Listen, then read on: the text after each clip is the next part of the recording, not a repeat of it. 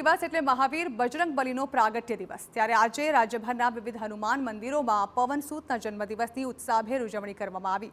વિવિધ સ્થાનકો જય હનુમાનના નાદથી ગુંજી ઉઠ્યા અને તમામ મંદિરોમાં હકડેઠઠ માનવ મહેરામણ જોવા મળ્યું। બોટાદના પ્રસિદ્ધ સાળંગપુર ધામમાં મંગળા આરતી અને આતશબાજી સાથે ભવ્ય દિવસની શરૂઆત થઈ।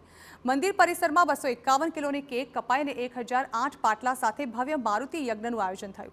આ તરફ અમદાવાદના સુપ્રસિદ્ધ કેમ્પ હનુમાન મંદિરે દાદાને 151 કિલો દૂધનો હલવો અને 300 કિલો બુંદીના લાડુનો ભોગ અર્પણ થયો। જામનગરના બાલા હનુમાનજીના સાનિધ્યે પણ વહેલી સવારથી જ ભક્તોનો ધસારો જોવા મળ્યો। ઉલ્લેખનીય છે કે અહીં દાયકાઓથી અખંડ રામધૂન ચાલી રહી છે, ત્યારે આજે મોટી સંખ્યામાં ભાવિકોએ રામધૂનમાં ભાગ લીધો। ગાંધીનગરના ડભોડામાં બિરાજમાન સ્વયંભૂ ડભોડિયા દાદાના મંદિરે પણ મોટી સંખ્યામાં ભક્તો દર્શને પહોંચ્યા।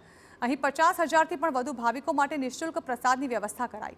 તો બનાસકાંઠાના પાલનપુરના વિવિધ હનુમાન મંદિરો પણ જય બજરંગબલીના નાદથી ગુંજી ઉઠ્યા। અહીંના પ્રસિદ્ધ કંથેરિયા હનુમાન મંદિરે મોટી સંખ્યામાં ભક્તો દર્શને પહોંચ્યા હતા અને મંદિરમાં આયોજિત યજ્ઞમાં ભાગ લીધો હતો।